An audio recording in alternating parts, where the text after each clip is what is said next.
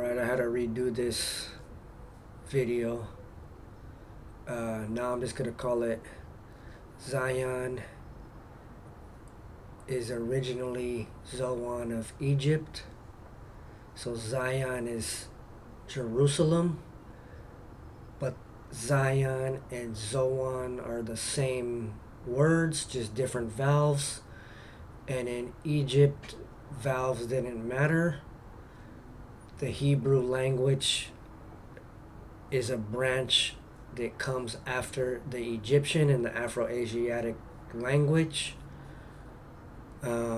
So what I'm saying here is the original Zion.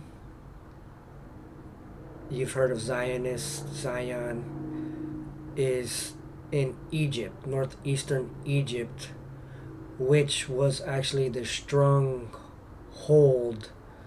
of the Hebrews and the Israelites. Two separate times of people. Hebrews are before Israelites. Hebrews, for me, are the Nakada culture that comes out of Egypt. Israelites are probably from the mountains, coming from in Palestine, up in the mountain hills, who migrated into Egypt and mingled with these people who were in Zoan, which is also called Tanis, the northeastern corner of Egypt, where Ra and Horus pushed the followers of Set to. So let's get right into it. Let's take the word Zion and remember that in ancient Egypt, vowels were not used and are interchangeable. Therefore, we have ZN, the only consonants of the word, or Zion, Zion, Zuan, Zoan, Zuan, etc. And words in Egyptian were read right to left, not left to right. Therefore, the sun comes first. So the word Zion actually means the sun and the serpent. So their ideology, the original, is it actually comes from the African serpent worship mixed with the Nubian kingship, which is the sun part of it. So the Nubian kingship is the sun, and the snake is the Hebrew part, the from Ethiopia, the land of the snake, where the gods come from. That's fundamental to understand that. That's very important to understand that, because it explains a lot of things. So let's go into, so when we're talking about Zion, the Zionists, the protocol of Zion, these are the people that live by the ideology of sun and serpent worship. The royalty of Egypt, the Pharaohs. They come from the Pharaohs. Okay, so the Cambridge Ancient History Volume 1 says the Egyptian king after Zer, who was Atoti or Thoth, who was the second king of the first dynasty, is Ada, who has a Horus name Za, which represents a single snake hieroglyph, meaning with the name Za or Zet. Therefore, Za equals snake. So I'm trying to put the Pharaoh's name, which he has snake in his name, and connecting it to Zion. The last pharaoh of the second dynasty, or the first of the third dynasty, was Khazekhem, who is Zaza, the double snake. You can see in Khazekhem's name, you can see Shem, But we see Zaza, the double snake. Kazakem is also called Bibi, the double god. And you can compare it to Benjamin Netanyahu, who they call Bibi. Another king with the Zo name, King Zoser, is a king of the third dynasty.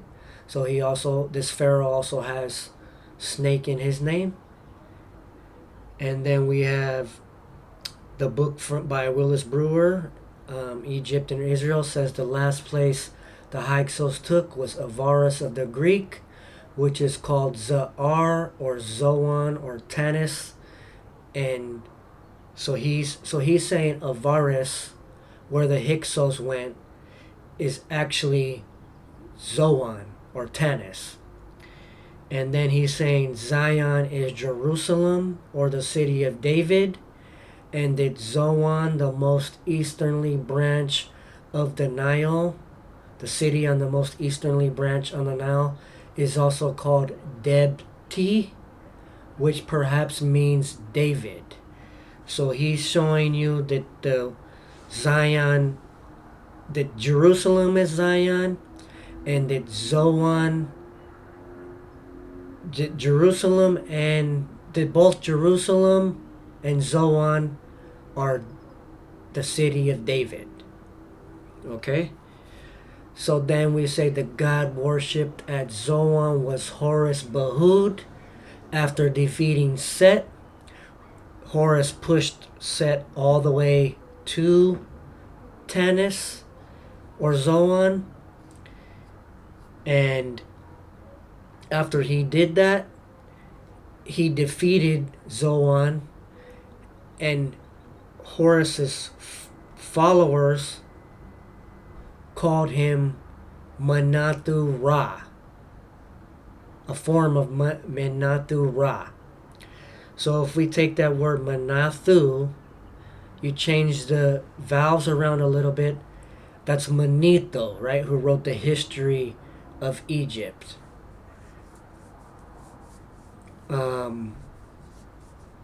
And Manethu means the sun at noon, which is when the sun or Ra is the fiercest.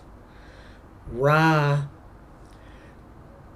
is the one who got Horus to his son to come and fight for him.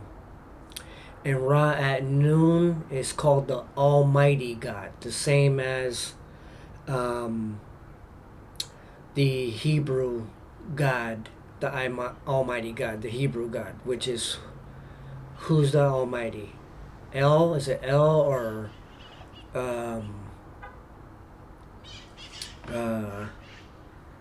what's the name? Elohim? Elohim is just plural, right, for many gods. Okay, so Behud is Edfu. Behud means Edfu, the city of Edfu, where Horus is from, but the actual name is Behud. And Behud also means Apollo in Greek, and also means Deb. Therefore, the reason for Zoan being called Deb or David is because David is an equivalent to the god Horus. So the warrior Horus god is the ancestor of this line where David comes from, and they all adopt the Horus name. So David is a Horus name, just in a different new language, in the English language or wherever David comes from, Italian or whatever.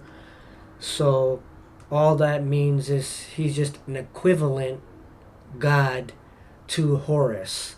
Horus is the original one, and it's the same as all the sons in the line of the firstborn. All the sons are called the sons of Ra. All the pharaohs are called the sons of Ra, and they have a Horus name originally because Horus is the original king of the Nubians, and that's where kings come from. And then the king and the god fuse together to become one in the fifth dynasty from the priesthood of Ra. Okay, and then we have Za'ar or Zoan or Tanis was given as a dowry from the Pharaoh Amenhotep III, which I believe is the 12th dynasty, if I'm not mistaken, to his former wife from Palestine, Queen Tai, who was daughter of Jua, or maybe the same name, which is Jua might be the same name as Jehovah, or the same name as Yuya, an Egyptian. He's an Egyptian. He wasn't a pharaoh, but he was a high official of Egypt from, actually, surprisingly, Upper Egypt, if I'm not mistaken, who is the god Yahweh. So the worships or followers of Yahweh trace their ancestry to Jua or Jehovah, and that's the god Yahweh. Hang on one second.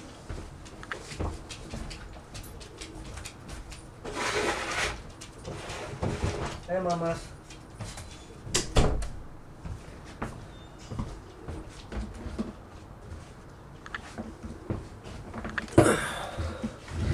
Okay, and then where are we at? Okay, and then Brewer says the word for Exodus. I don't know if it was from in Egyptian or Hebrew, was probably Za'ar. So the word for Exodus is the same name as the city Zoan, where they're leaving from. That's the word for Exodus.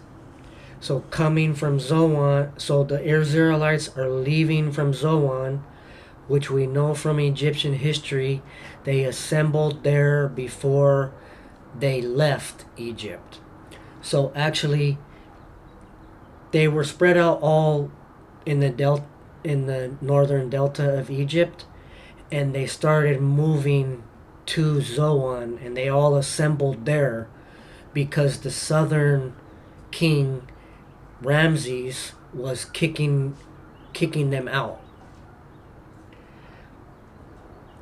Okay, and since the Hebrew word Zoan means to remove, and Isaiah 33:20 tries to connect it with Zion,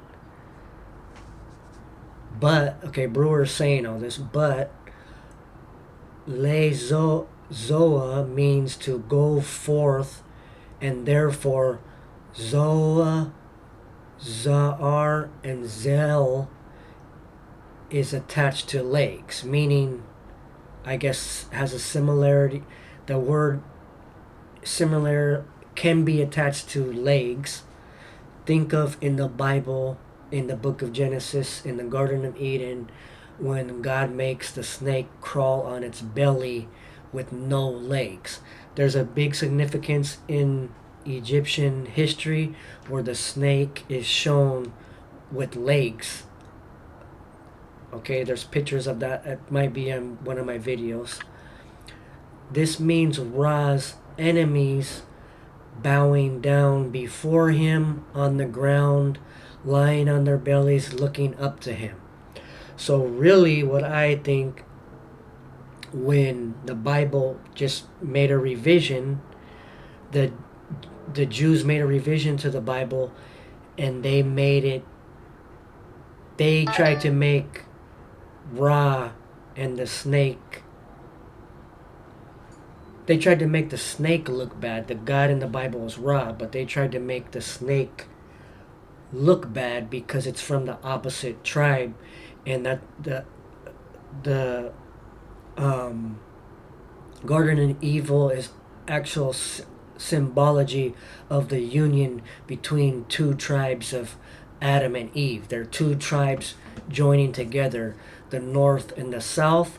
So Ra, the priesthood of Ra, is trying to make the tribe of Eve look bad because they're from the snake tribe.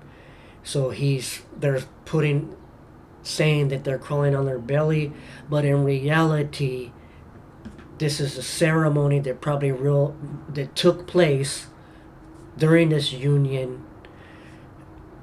Once the North and South united, there would be a ceremony that took place. All of the two tribes would join together in this ceremony. They would marry a son and a daughter together to bound the tribes together equally, and something must have took place there. They're gonna still bow before the other tribe is still. Ra's tribe won, the South won, so they're still gonna bow before Ra, this other tribe. That's what I think that means. Okay, so An means afflicted or oppressed. So you put those together, Zoan or Zion, and what it seems what that means is the Israelites were removed from Egypt purposely, and the Israelites say it was because they were oppressed by the Southern Pharaoh. Okay? Thanks for listening. There's a lot there. It might be surprising, but this is what I think is the truth here. Thank you. Take care.